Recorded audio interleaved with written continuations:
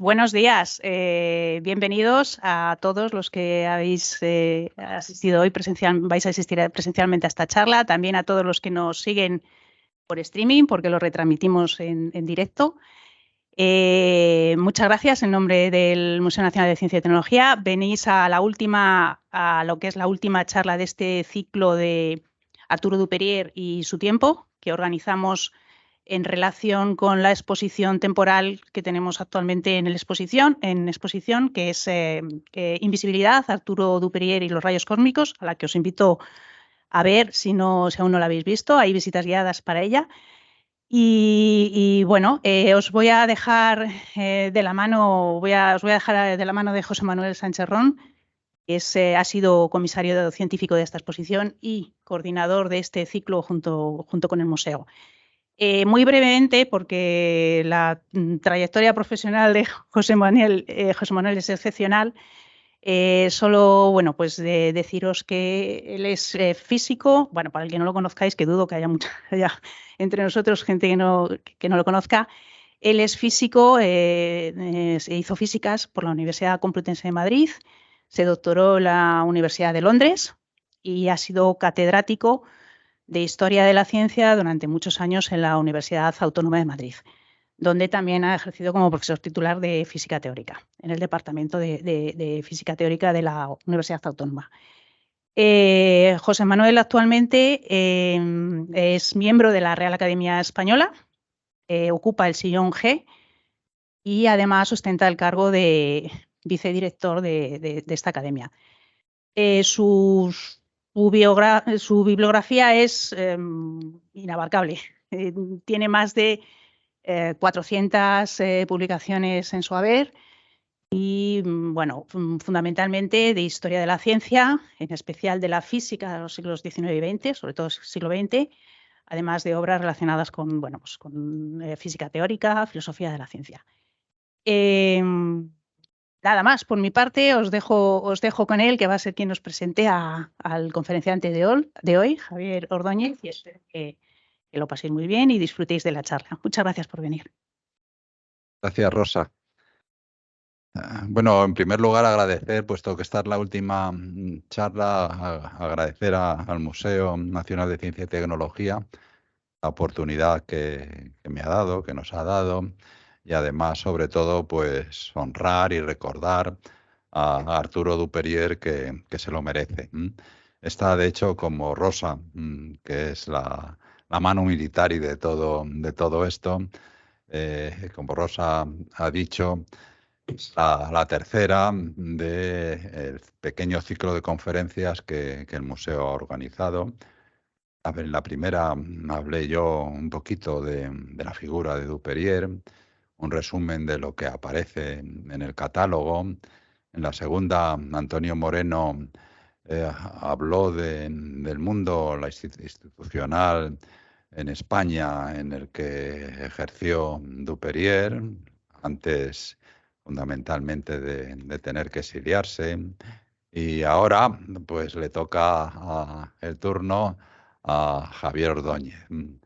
De Javier Ordóñez podía decir muchas cosas porque es un viejo, como somos los dos, viejo y muy querido amigo, y además hemos colaborado en algunas ocasiones, incluso en un libro que va por la primera edición, ¿no? Que eso es una cosa milagrosa, pero es pues la edición austral, la colección austral de la editorial Espasa, una historia de la ciencia, también en algo sobre energía nuclear en España. Javier Ordóñez es ahora es físico y filósofo.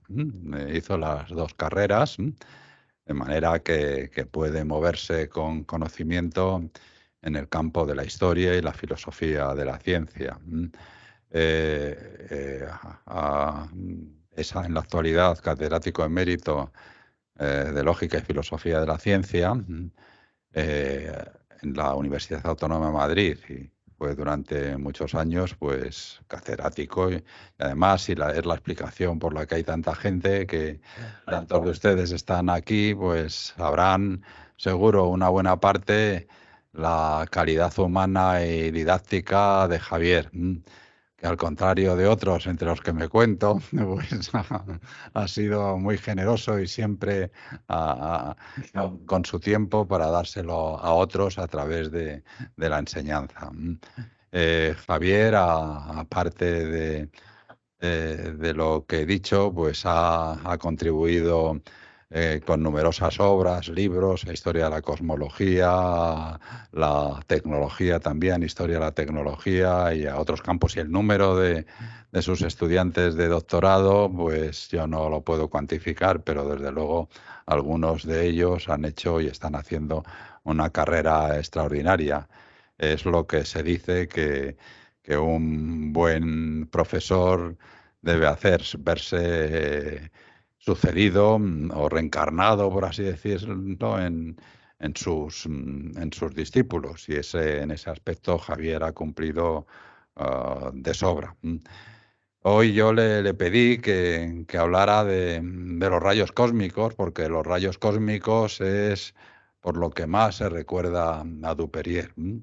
Aunque, como se ha insistido también en esta exposición, pues durante muchos años, en la mayor parte, una buena parte de su carrera inicial, trabajó en magnetismo, solo en colaboración con Blas Cabrera.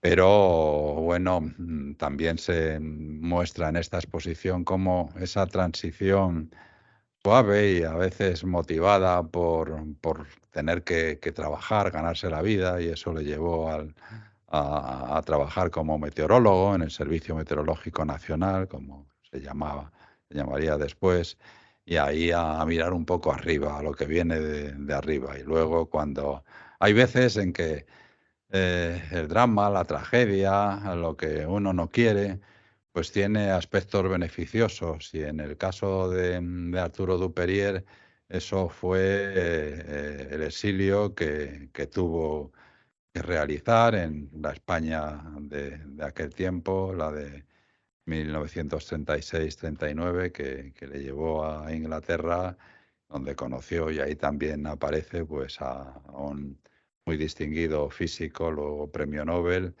eh, especializado en rayos cósmicos, que fue Patrick Blackett. Entonces Javier, pues independientemente de este contexto, va a explicar, va a hablar de eso, que son esos rayos cósmicos que todavía no tenemos muy claro, no qué son, sino de dónde vienen. Bueno, pues muchas gracias por la presentación.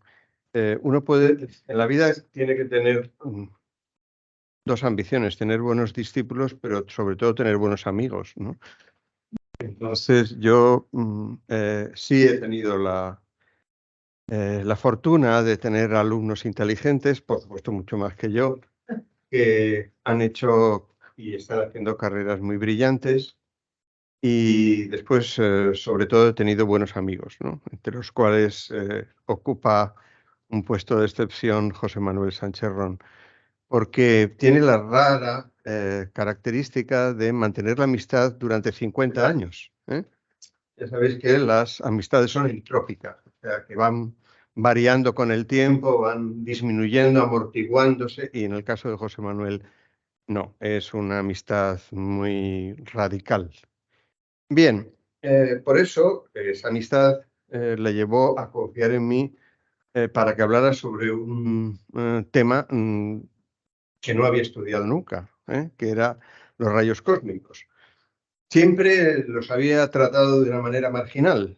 Siempre, cuando uno estudia la historia de la física del siglo XX, no como especialista, o sea, no como investigador, sino como difusor, como profesor, pues se fija en las grandes montañas del Himalaya conceptual, que son pues todas las teorías cuánticas, las teorías relativistas, y esta especie de grandes cumbres ocultan cumbres pequeñitas que están al lado de esas grandes cumbres, que si se vieran por separado serían enormes, pero como se ven en el trasfondo de las grandes, pues parece que son menores, ¿no? Entonces, siempre que yo leía cuestiones de mecánica cuántica, se aludía a los rayos cósmicos, y yo creía que sabía algo de los rayos cósmicos, hasta que José Manuel me insistió, no, yo quiero que hable sobre los rayos cósmicos. Tuve que comenzar a estudiar toda la ingente cuestión y la ingente bibliografía que se ha hecho sobre rayos cósmicos e intentando encontrar una historia. Ya sabes, José Manuel, que yo soy narrativo. A mí me gusta crear una historia, fundar una historia. O sea, que no sé si es muy adecuada, que probablemente si hay alguien aquí que sea especialista en rayos cósmicos, dirá, pero este individuo de qué está hablando. Pero bueno, da igual, yo cuento la historia y la historia es la que me gusta. Entonces, voy a hablar sobre esa pequeña montaña que verdaderamente pasa muchas veces desapercibida en los libros de historia de la física. Hay alguna que está dedicada a ella, no sé si tendrán ustedes la fortuna de leer un libro de Páez que se llama que trata de estas cuestiones, ¿no? Pero lo que es evidente es que en general suelen ser como historias menores, sobre todo porque teóricamente son historias llevadas a cabo por personas dedicadas fundamentalmente a la experimentación muy sutil, muy fina, pero experimental. Y durante mucho tiempo, en las historias, sobre todo que se promueven desde la Facultad de Filosofía, no desde la Facultad de Físicas, priman las ideas, las historias conceptuales, los debates sobre ideas y este tipo de cuestiones, y se olvidan estas historias que son historias mucho más pegadas al terreno, pegadas al laboratorio. Y una de las cosas que he puesto aquí, esta especie de secuencia, para indicar que, bueno, los rayos cósmicos comenzaron al estudiar la ionización de la atmósfera, después derivaron en la búsqueda de partículas elementales y después llegó a entroncarse con la física que se llama de altas energías. Y altas energías tiene que ver con los rayos cósmicos, porque los rayos cósmicos son radiaciones de una sorprendente alta energía, aunque sea muy escasa, aunque sea muy rara en el sentido de escasa, pero que cuando se encuentran son radiaciones de enormes energías. Entonces, uno puede decir, bueno, ¿cuándo y cómo se descubrieron estas cuestiones? Entonces, encontrando un paralelismo, yo les diré que hay un tipo de física que a mí siempre me ha resultado fascinante, que es la que podríamos llamar física excursionista.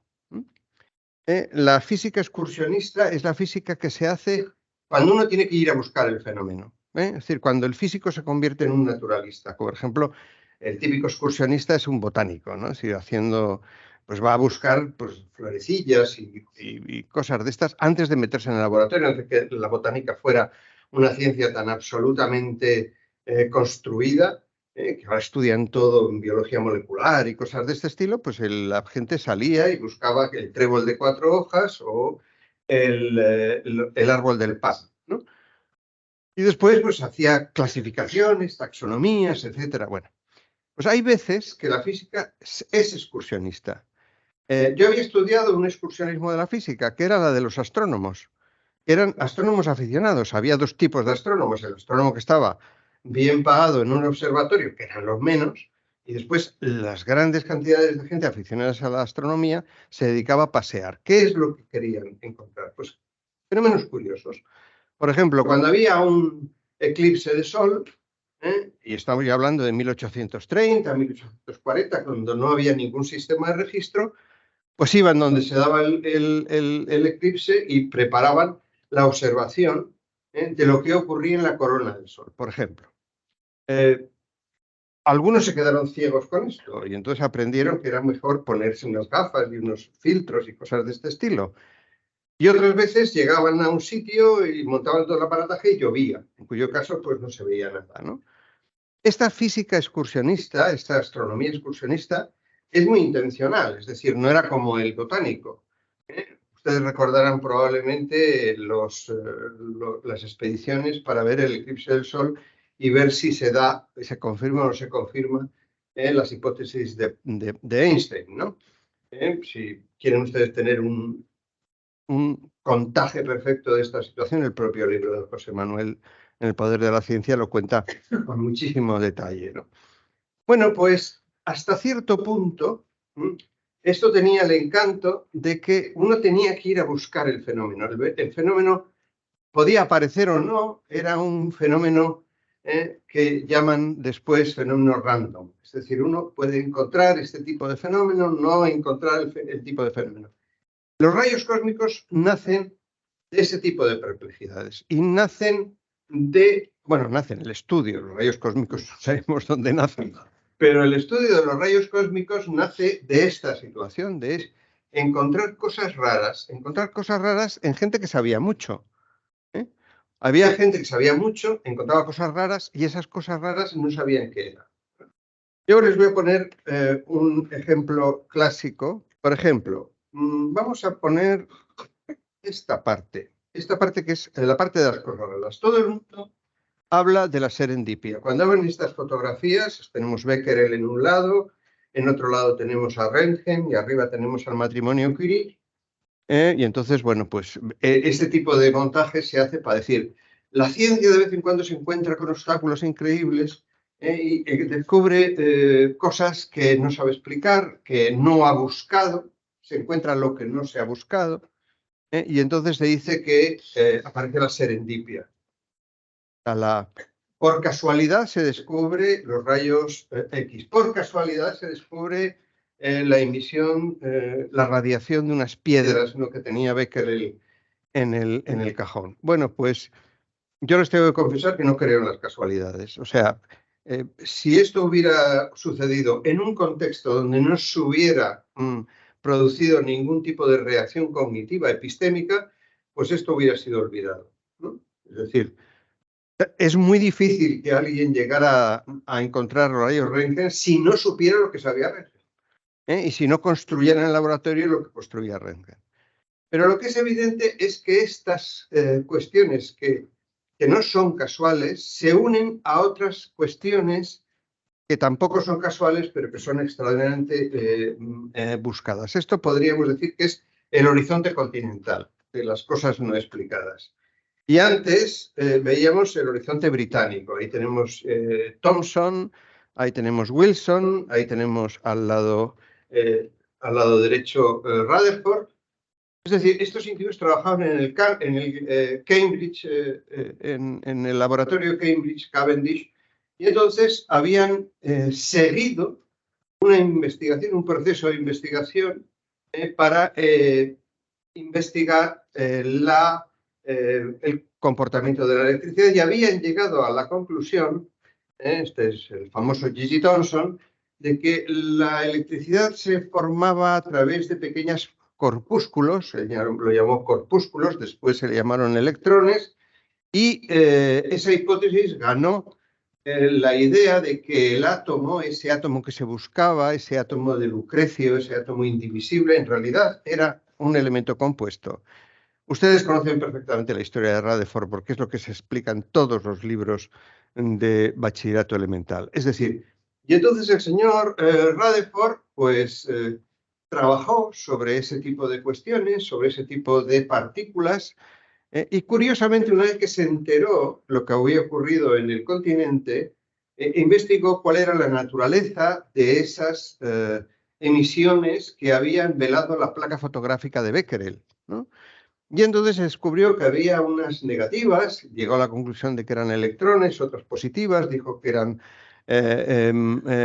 núcleos de helio, eran positivas, y después se descubrió una tercera que eran los rayos gamma, que nadie sabía lo que eran. Y después, pues un francés llamado Villard se dedicó a estudiar eso con mucha exactitud. Entonces se llegó a la conclusión de que, pues había una cierta capacidad por parte de la naturaleza inanimada de animar las cosas, animar por medio de estas radiaciones. Y entonces nos encontramos en una primera etapa, que es la etapa cuando se estudia cómo estas cosas que son incomprensibles en cierta medida, pero bastante comprensibles en otra, es decir, no son completamente opacas a lo que puede ser el análisis de las teorías físicas, ionizan el aire. Y la ionización del aire son lo que produce entre 1902 y 1910, 1909, la idea de que hay que averiguar por qué se produce la ionización del aire y por qué varía la ionización del aire en función de determinadas circunstancias. Entonces aquí tenemos, bueno, esto es Thomson, ¿no? En 1900, perdón, este no es Thomson, estos son dos alemanes que son Geitel y Res, ¿no? Geitel y Res son las dos personas que tenemos noticia que primero se dedicaron al estudio de la ionización del aire.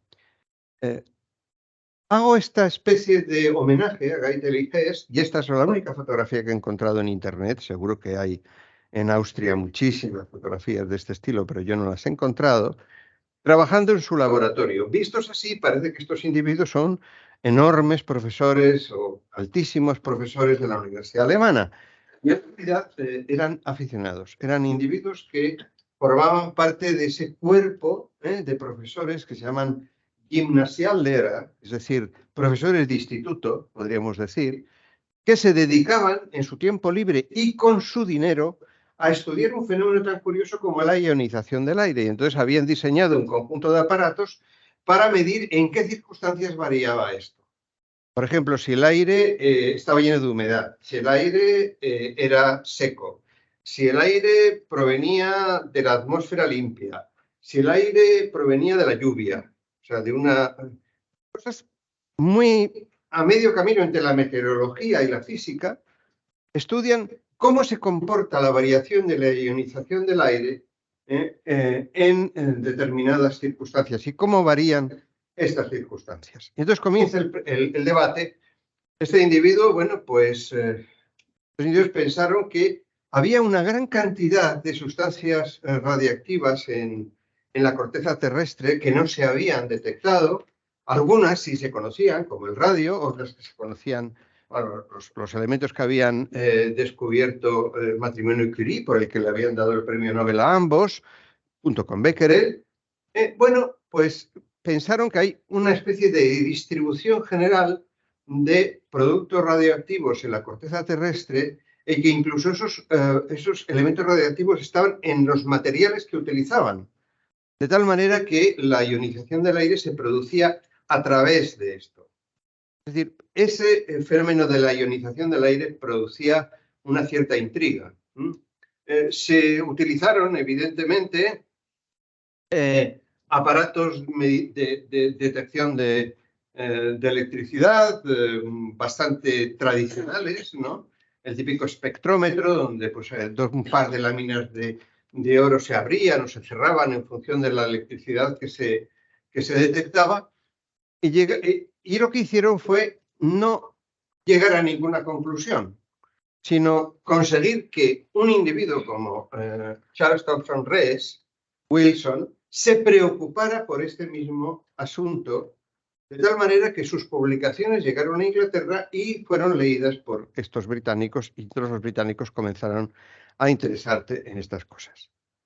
Pero lo interesante fue que estimularon esa ciencia excursionista, que les he dicho, esa física excursionista. Entonces, el primer individuo que se le ocurrió una idea brillante fue el señor Link, Franz Link. Este hombre era meteorólogo y geólogo, este no era físico, pero le interesaban muchísimo las investigaciones que llevaban a cabo sus colegas, y entonces se le ocurrió meter todos los aparatos en un globo y subirlo. Entonces, pues bueno, estuvo durante un tiempo, primero a 1000 metros, después a 3000 metros, y llegó a una conclusión que no es exacta, pero que estimuló la investigación. Muchas veces llegar a consecuencias inexactas es enormemente productivo, porque estimula mucho el seso, ¿no? Y entonces dijo que, bueno, realmente los índices de ionización eran los mismos a determinadas alturas y después subían de pronto, pero bajaban a su vez. Esto interpretaron los físicos de la época que era porque no tenían buenos aparatos. Es decir, era un resultado de su inexactitud instrumental, ¿no? Y aquí aparece el siguiente personaje, perdonen que haga una historia heroica, pero me gustan las historias heroicas, o sea, yo comprendo que no son... Bueno, pues un personaje curioso, nada menos que un jesuita, profesor de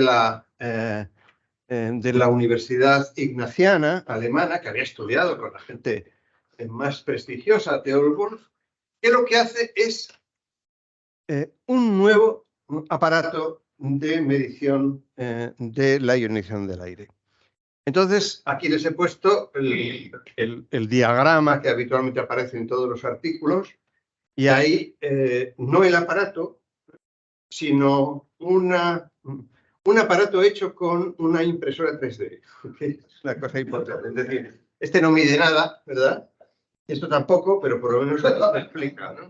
Es decir, se mira por aquí y entonces sustituye las dos láminas de oro tradicionales de los electrómetros por un par de hilos que se unen en las dos partes, de tal manera que lo que dice es se produce un fenómeno de ensanchamiento que se puede medir con más exactitud por medio de un calibre.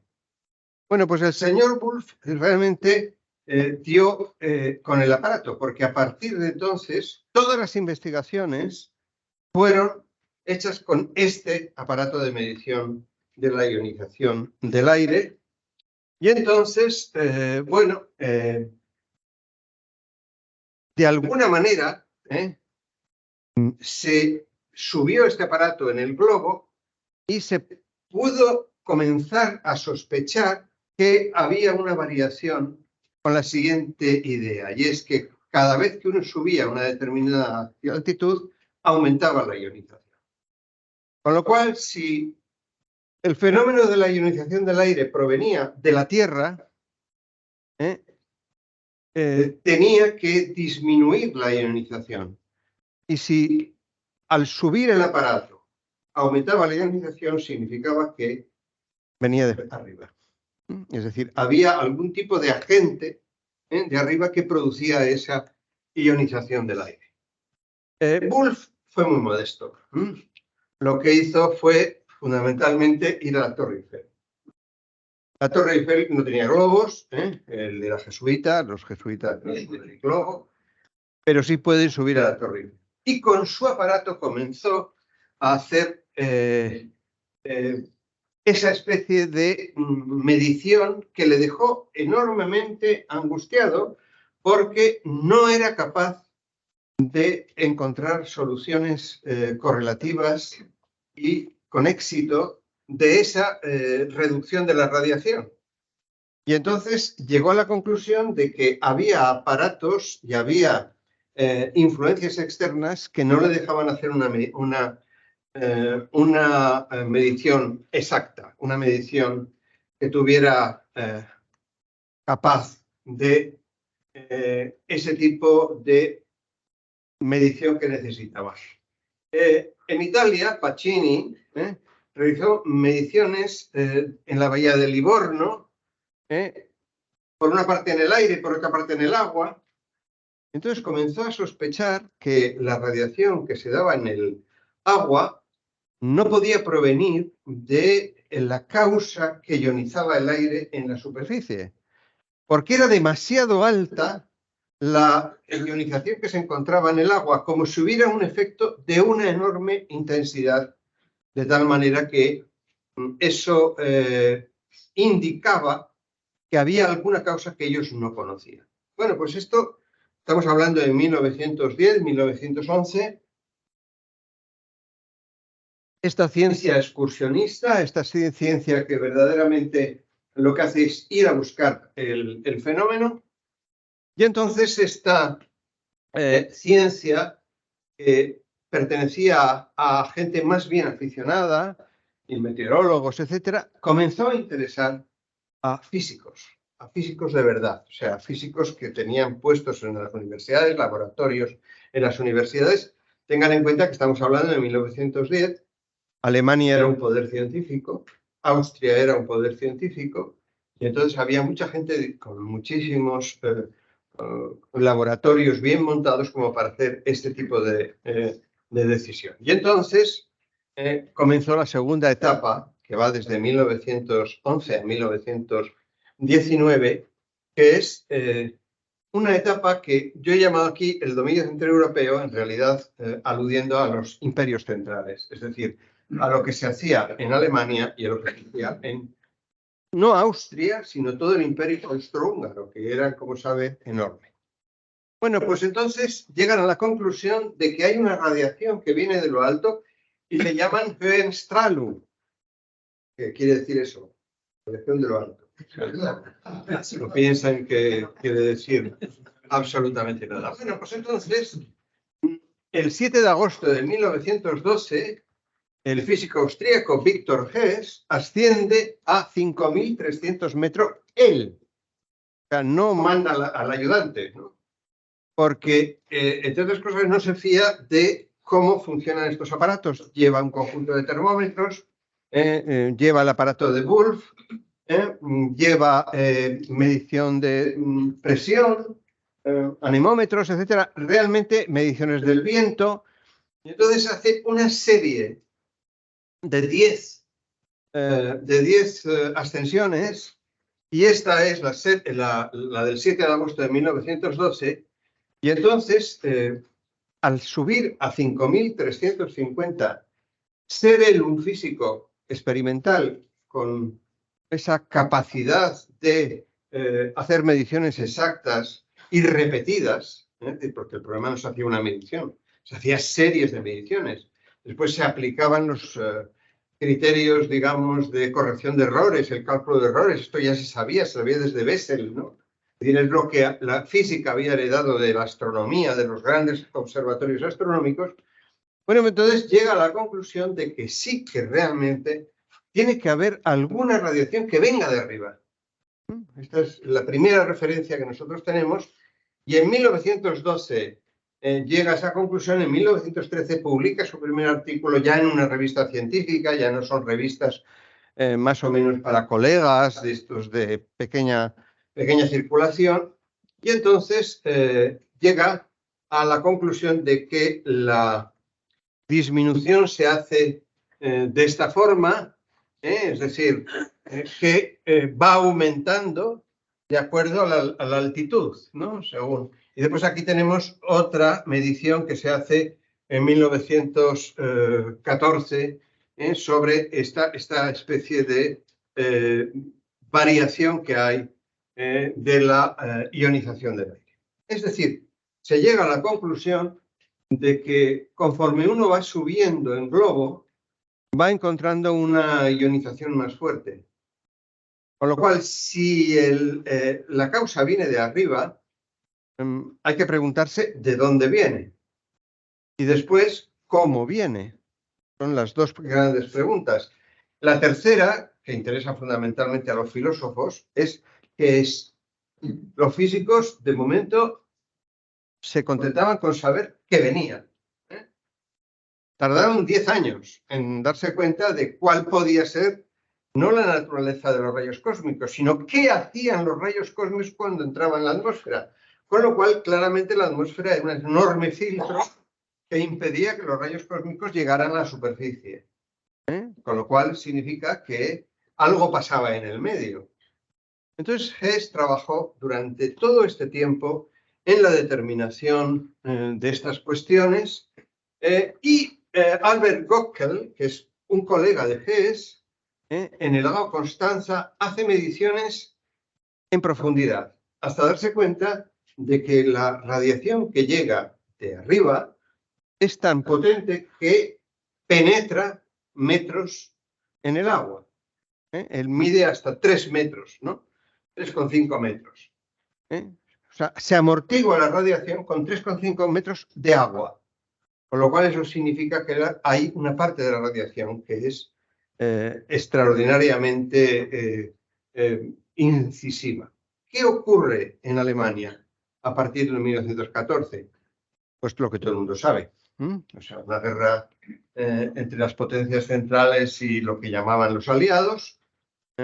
No quiere decirse que se parara la investigación. Esto no es cierto. Se siguió trabajando en los laboratorios y en los gabinetes de física. Es decir, hay muchas publicaciones del año 1916, 1917, la misma de Einstein, ¿no? Sobre gravitación universal.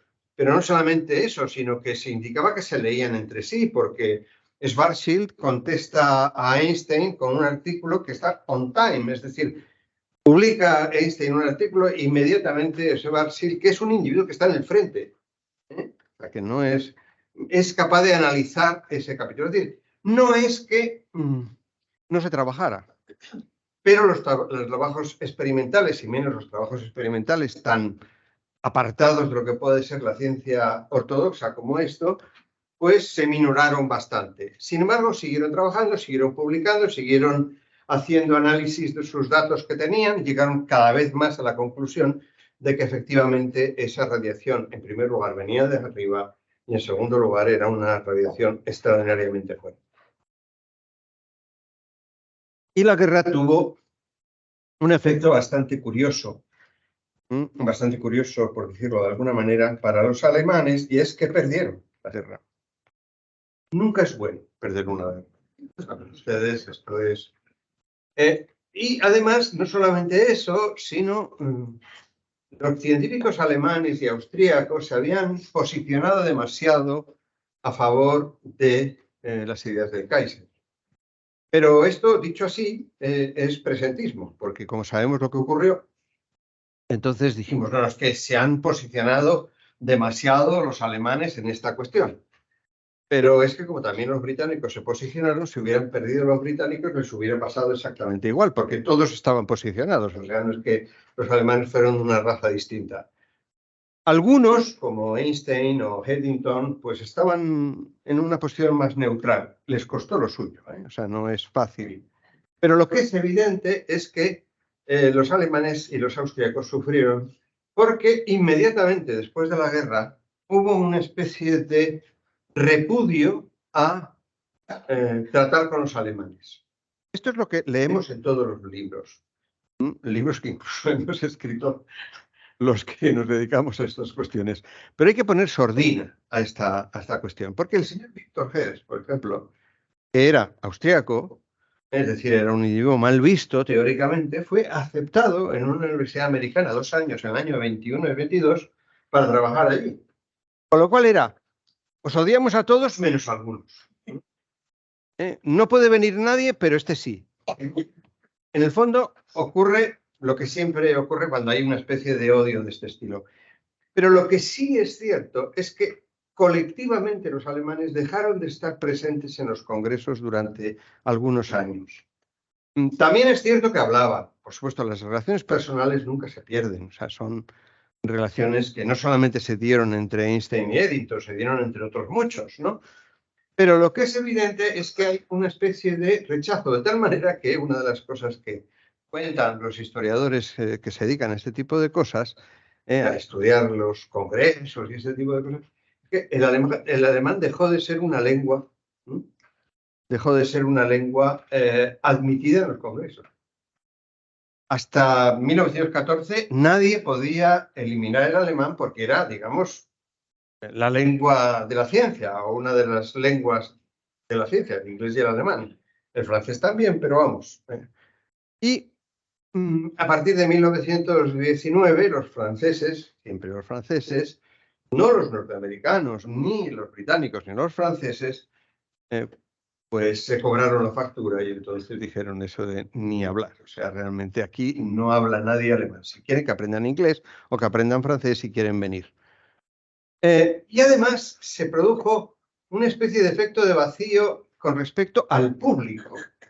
En una sociedad como la norteamericana, donde el público tiene mucha importancia y tiene ya mucha importancia, los profesores alemanes dejaron de tener vigencia, dejaron de tener presencia, ¿no? Y lo que ocurre siempre, cuando alguien deja de tener presencia, siempre hay alguien que ocupa esa presencia, ¿no? Y uno de los personajes más interesantes es el que protagoniza esto que he llamado yo conocimiento y conflicto, es decir, sobre el conocimiento, conflicto entre dos comunidades, ¿no? Y el personaje al que me refiero es Este. el señor Robert Millikan, ¿no?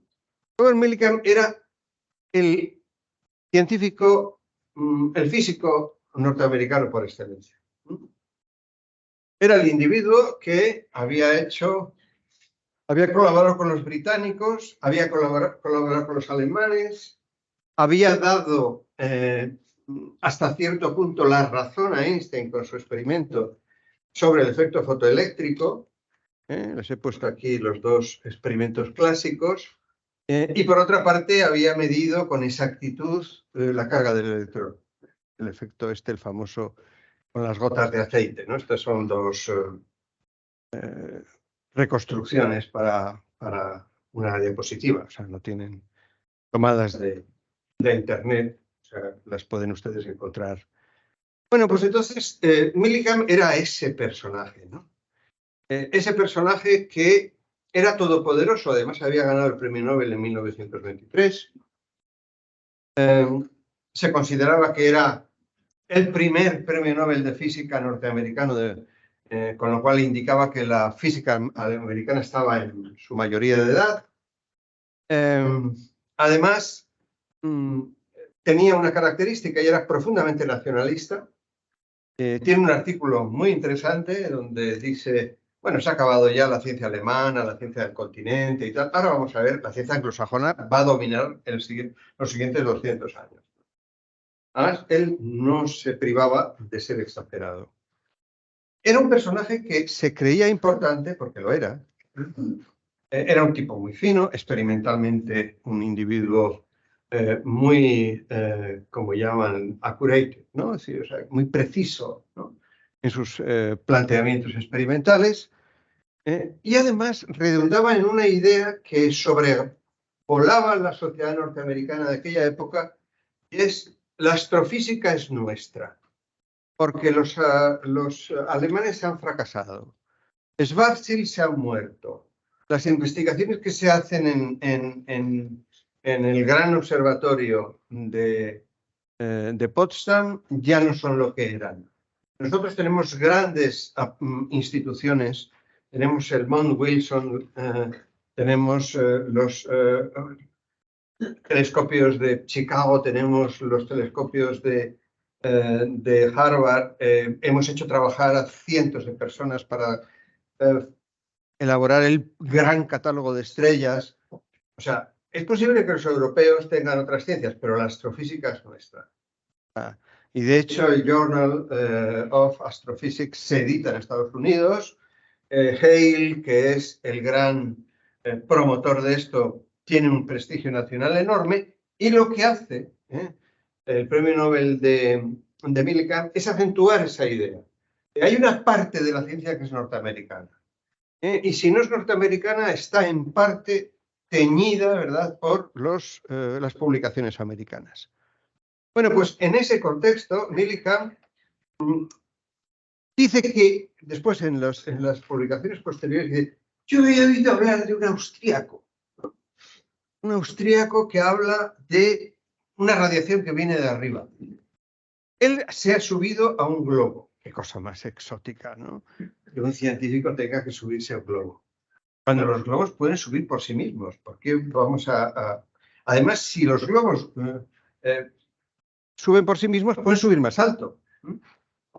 Este individuo, ¿verdad?, con 5.000 metros de altura, casi se asfixia. Pero si yo mando un globo a 10.000 metros y hago que haga cosas y después lo recupero, pues miren, voy a tener una información mucho más fiable, porque no voy a estar determinado por las cuestiones del observador. Puedo automatizar ese tipo de investigación. Entonces, se beneficia de dos cosas el bueno de Millikan. Primero, del gran desarrollo que tiene y que ha tenido en la Primera Guerra Mundial la aviación. Y en segundo lugar, que la meteorología ha comenzado a utilizar globos de este estilo. Globos a gran altitud para hacer mediciones. Y entonces, ahora lo pueden ver ustedes lanzando un globo. La diferencia es que el señor Hess, cuando subía, era una fatiga. porque tenía que subir a 5.000 metros, tenía que tener protección. Cuando bajaba nunca sabía cuándo volvía otra vez a subir. Yo puedo mandar 100 globos. Con tal de que recupere 50, me basta. Y hizo series de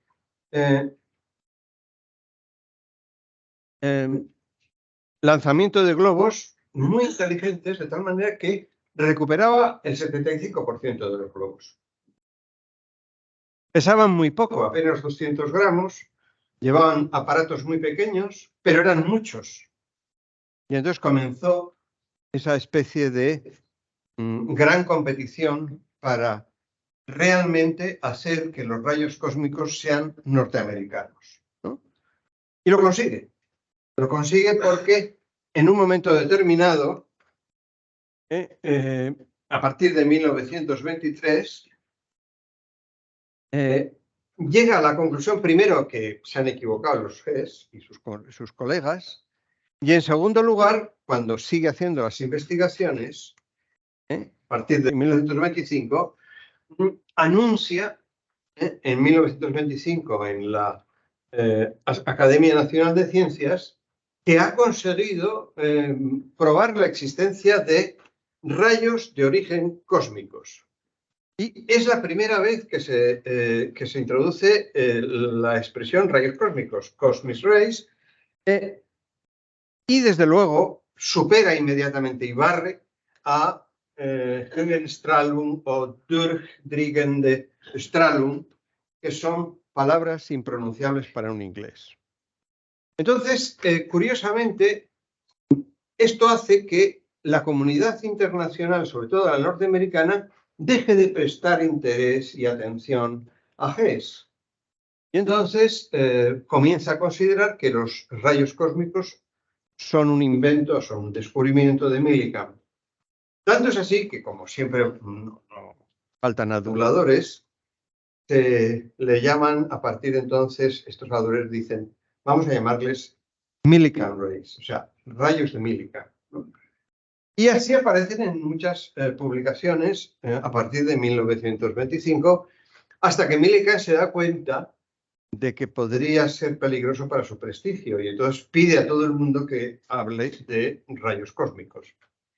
Y entonces comienza un Millikan muy curioso, un Millikan un poco soñador, hasta cierto punto teólogo, perdón que diga este tipo de palabra en este contexto, no teólogo europeo, sino teólogo americano, que siempre tiene unas características. Y comienzan a imaginarse que vienen de fuera, son gritos, él llama, son gritos de la naturaleza, gritos de las estrellas, algo nos quieren decir con las estrellas. Es decir, comienza a hipertrofiar esta especie de ensoñación de estos rayos cósmicos, considera que los rayos cósmicos no tienen efecto latitudinal. Compton, ¿verdad?, que es otro gran físico norteamericano de la época, discute con Millikan, de tal manera que dice que no, que existe un efecto latitudinal. Latitudinal quiere decirse que de los polos al ecuador hay una variación de incidencia de los rayos cósmicos, y la razón es muy clara. Y es que como el campo magnético terrestre se concentra en el ecuador, los rayos cósmicos no llegan a esa zona y sin embargo llegan a los polos con más intensidad. Es decir, se acentúa esa polémica y esta especie de gran debate sobre la naturaleza de los rayos cósmicos. Esto produce un entusiasmo americano. Yo les he puesto aquí, pero no se trata ahora de leerlo, lo que apareció en el New York Times, porque eran noticias que merecían artículos en el New York Times y consideraciones de verdaderamente apoteosis nacionalista. Es decir, no solamente la ciencia puede ser hecha en América, sino que lo más importante que se hace dentro de la ciencia desde el punto de vista del descubrimiento, no desde el punto de vista conceptual, pero sí del descubrimiento, se tiene que dar en Norteamérica. Una especie de idea de el destino, ¿no? El destino manifiesto que aparece tanto en Estados Unidos de una manera recurrente, aquí aparece en el ámbito de la física. Bueno, entonces la reacción de Hess fue inmediata. Es decir, la reacción de Hess, que ya conocía la sociedad norteamericana, es decir, había regresado ya en 1923 a la Universidad de Graz, comienza a hacer valer su investigación, y es verdaderamente curioso porque en un momento determinado considera que en vez de Höhenstrahlung, que dice que es una palabra que nadie, ningún no alemán puede entender, pone que se llame Ultra Gamma Strahlung, como si mejorara algo. Pero por lo menos tiene la palabra gamma, porque se considera que esos rayos cósmicos son radiaciones gamma, ¿no? Bueno, entonces la influencia del efecto latitudinal y todo el interés del efecto latitudinal fue los rayos cósmicos aportan partículas cargadas o partículas no cargadas. Si no tenían cargadas, no eran partículas cargadas, significa que la distribución no tenía que verse afectada por el efecto latitudinal. Y sin embargo, si eran cargadas, sí. Como se descubre que sí, esto es, pues verdaderamente se encuentra con que se llega a la conclusión de que al menos una parte de los rayos cósmicos son partículas cargadas. Y digo al menos alguna parte porque a partir de entonces, en la década de los 25-30, comienza a verse los rayos cósmicos como algo enormemente complejo que nadie sabe de dónde viene. Entonces, la idea de viene de arriba, sí, pero es que arriba es decir mucho. Viene de la Vía Láctea, es decir, está dentro de lo que puede ser nuestra galaxia. Vienen de fuera de la galaxia. Bueno, realmente algunas preguntas puramente retóricas, porque ahora si invitan a un físico les dirá que sí, que saben, pero no saben, pero en realidad no se sabe. Pero en realidad es que es muy complejo, porque decir rayos cósmicos es decir de muchas cosas, no solamente de una, etcétera, etcétera. Yo soy muy respetuoso y no quiero ir más allá de lo que ellos dicen. Pero en aquel momento se comienza a sospechar que los rayos cósmicos pueden ser una fuente de trabajo para realizar investigaciones sobre partículas elementales, sobre partículas subatómicas, que en realidad es lo que se llaman ahora partículas elementales. Partículas subatómicas, se había descubierto el protón, se había descubierto el electrón ya. En 1913 Chadwick descubre el neutrón. Es un descubrimiento a medias con el matrimonio de Joliot-Curie. O sea, realmente la investigación en física atómica es enormemente acelerada. Y no solamente eso, sino que los físicos teóricos comienzan a tomar intervención en ese tipo de trabajos. Y por eso que mencionara a Paul Dirac, dicho en castellano, que es un individuo que verdaderamente recuerdo haberlo estudiado. O sea, ya comienzo a recordar las cosas que nosotros estudiamos en la carrera. Entonces, se decía que Paul Dirac había hecho la solución de una ecuación complicadísima de la ecuación de onda relativista, y encontró que esa ecuación tenía dos soluciones, que no solamente tenía como solución el electrón, sino tenía como solución otra partícula que tenía que tener carga positiva. Entonces esto era un brindis al sol de carácter teórico, pero los físicos teóricos nunca hacen brindis al sol. Es decir, cuando cuentan después la historia, te dicen que es brindis al sol, pero en realidad no lo es. Entonces, Dirac dijo, bueno, esto puede ser un artefacto matemático, puede ser una solución puramente matemática, que lo que se dé en la realidad sea el electrón, hasta que nos encontramos con alguien que descubre esa partícula que está contenida, está presupuesta, que se presupone en la solución de Dirac. Y decía José Manuel al principio de la sesión que uno vive por sus discípulos, ¿no? Bueno, pues Millikan era un hombre exótico. Si ustedes leen las cosas que escribía, a mí me resultan enormemente divertidas. O sea, no parece de una osadía enorme, ¿no? Hablar de esa especie de teología natural, ¿no?, que él utiliza para hablar de los rayos cósmicos. Es fascinante. Y sobre todo le gustaba mucho a los periodistas, ¿no? Los periodistas siempre daban noticias de estas cosas, siempre iban a buscar. Bueno, pero Millikan tuvo excelentes discípulos. O sea, si un individuo que es premio Nobel tiene discípulos que son premios Nobel, pues hombre, realmente merecen todo el respeto. No sé qué respeto les merecerán a ustedes los premios Nobel, a mí mucho, ¿eh? Es decir, ya sé que, sobre todo porque no me han dado nunca. Y no solamente eso, sino que no he estado ni nominado. Entonces, a mí, una persona que lo gane, vamos, ya me parece Duperier, ¿no? O sea, se decía Duperier que había sido nominado para premio Nobel y estas cosas. Yo no sé si es verdad o no, porque todavía no tenemos ya los registros, se podía saber.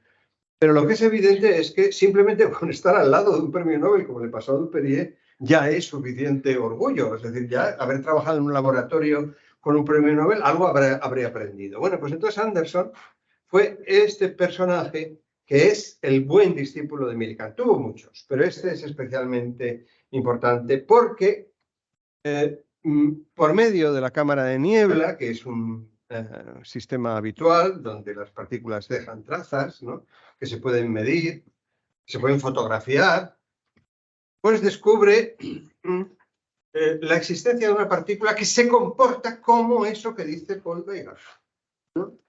Y entonces esto ocurre de tal manera que se fotografía y llama la atención a todo el mundo, porque es como una especie de Alicia al otro lado del espejo. Es decir, en este lado tenemos electrones con carga negativa y al otro lado del espejo tenemos electrones con carga positiva, es decir, que se llamaron positrones. Bueno, pues realmente lo interesante es que este es un pequeño detalle, no es el único, pero es el más llamativo, el más espectacular, en el cual los rayos cósmicos eran fenómenos random, es decir, teníamos que ir a buscarlos, pero la pregunta inmediata es, ¿y podemos reproducirlos en la Tierra? Es como ahora el famoso ITER, ¿no?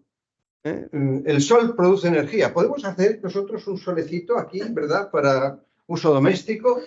Bueno, pues a partir de las investigaciones de Anderson, comienzan a sospecharse que, bueno, ¿y no podríamos obtener radiaciones dentro de la Tierra que pudieran tener la energía suficiente, o por lo menos una energía parecida, para hacer lo parecido a los rayos cósmicos? Bueno, lo que es un hecho es que este hombre descubrió el positrón y le dieron el premio Nobel. Le dieron el premio Nobel en el año 1936 y además la Fundación Nobel hizo algo que es muy suyo, porque en realidad la Fundación Nobel tiene una cierta tendencia salomónica, ¿no? En el sentido de no podía dar el premio Nobel a Millikan, porque aparte no sé si vivía entonces siquiera ya, pero tampoco se lo hubiera dado.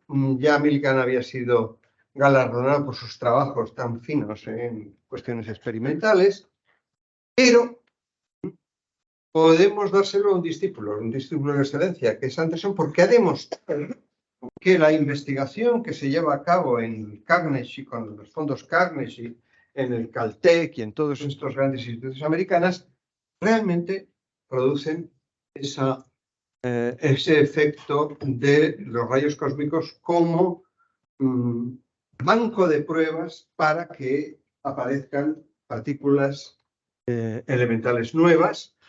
Y a Victor Franz Hess, por supuesto, por sus trabajos en 1911, 12 y 13. O sea que, como ven ustedes, se da el mismo premio Nobel para dos épocas distintas. Estamos hablando de 1936. Victor Franz Hertz es uno de los grandes físicos austríacos experimentales del momento. No sé si me va a dar tiempo, pero después monta en Innsbruck un observatorio de rayos cósmicos para poder filtrar los rayos cósmicos y utilizarlos como banco de pruebas. Y ahí aparecen un grupo de personas, entre ellas dos mujeres muy prestigiosas haciendo ese tipo de trabajo.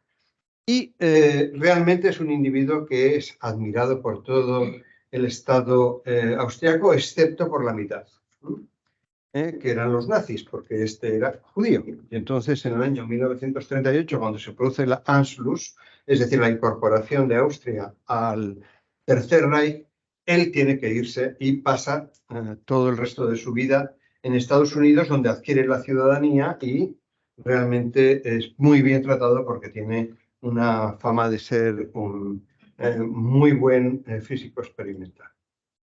Aquí están los observatorios que les he dicho, el observatorio de Hafekelar, que es un observatorio montado en Innsbruck, en las montañas. Aquí está Marietta Blau, que es una de sus asistentes y una de las que llevó a cabo esta es una placa de ella, donde se estudiaban las colisiones de los rayos cósmicos y la creación de partículas. Es decir, entonces se comienza a considerar que los rayos cósmicos tienen que estar domesticados. ¿Y dónde se domestican? Hay dos formas de domesticarlos: en un observatorio o en un laboratorio. En un observatorio puede convertirse en un lugar donde se recojan las radiaciones de los rayos cósmicos. Aquí yo creo que han puesto uno para la exposición de Dupérier. Y verdaderamente otro, estamos en el Puy de Midi de Bigorre, que son los franceses, donde se hacen esta especie de tubo que recoge los rayos cósmicos. Ahí se hacen experimentaciones y se pueden hacer observaciones estelares e incluso tienen un hotel. Es decir, aquí pueden ir ustedes a pasar un fin de semana y jugar a ser rayo cósmico research. El único problema es que el hotel tiene 22 habitaciones, o sea, no cabrían todos, ¿no? Pero en principio es un tipo de investigación que se sigue haciendo. Este es reciente y veremos al final de la exposición que uno de los mayores observatorios de rayos cósmicos del mundo está en Argentina, en Mendoza, que tiene una superficie increíble, o sea, de cientos de kilómetros cuadrados, porque tiene que recoger radiación de muchos lugares. Y, por supuesto, es un poco más caro que ir al Puy de Bigorre, pero es igual de satisfactorio, porque es un sitio maravilloso. Bueno, la otra alternativa es acelerar.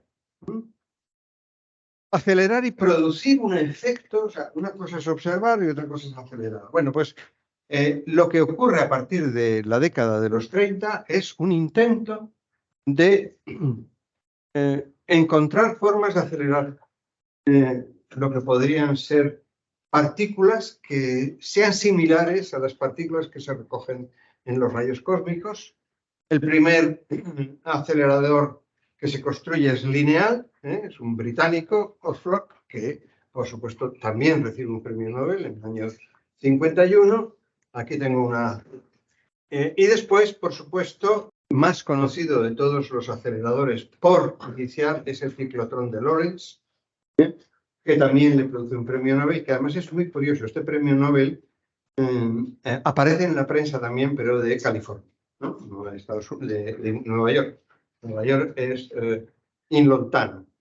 Y entonces, la razón por la que están orgullosos los de Berkeley es porque una universidad a la que han llevado como grandes conferenciantes a premios Nobel, obtiene un premio Nobel.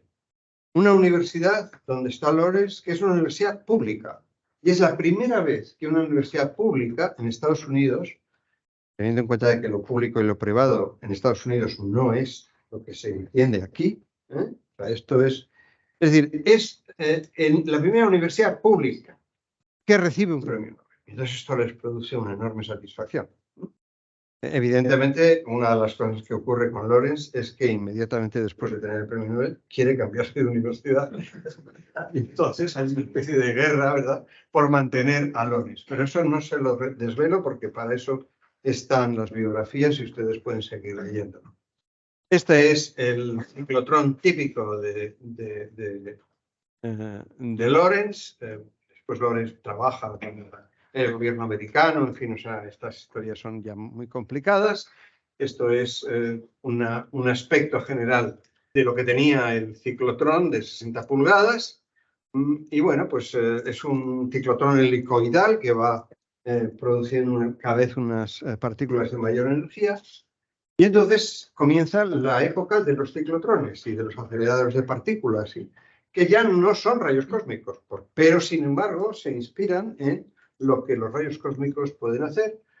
Y después voy a mencionar dos premios Nobel de Física, del 48 y el 49. Este es Blackett, ¿no?, es el que acogió a Duperrier, y este es Yukawa, que es el primer investigador japonés que había ya predicho cosas, ¿no?, de las uniones de fuerza que se podía dar para explicar el mesón y estas partículas que utilizaba o que trataba Blackett, y toda la noción de antimateria era como la parte teórica de lo que es el desarrollo experimental de Blackett, y que, bueno, pues realmente nos indica que la década de los 30, a pesar de poseer estos aceleradores de partículas, seguían siendo interesantes los rayos cósmicos como fuente de radiación para ser utilizada en las experimentaciones del estudio de partículas elementales. Y finalmente, este es el observatorio de Pierre Auger en Mendoza, en Argentina. Estos son simplemente dos detectores, pero es un observatorio que ocupa, como les digo, muchos kilómetros cuadrados, y donde se ha invertido a partir de 1999 una gran cantidad de dinero mundial para, o sea, no solamente de Argentina, evidentemente, sino de agencias internacionales de investigación astronómica, para obtener mucho más precisión en ese estudio de los rayos cósmicos. ¿De dónde vienen? Pues no sabemos, porque los rayos cósmicos sufren acciones de los campos magnéticos por los lugares de donde pasan, con lo cual lo que llega aquí pues no se puede hacer una trazabilidad, ¿no? La palabra trazabilidad puede servir para el yogur, pero luego para los rayos astronómicos no. ¿Y qué son? Pues cosas muy complejas. Hay radiaciones de muchos niveles. Bueno, pues pueden ustedes en este momento leer mucho sobre esta cuestión en las fuentes habituales de historia de la física. Muchas gracias.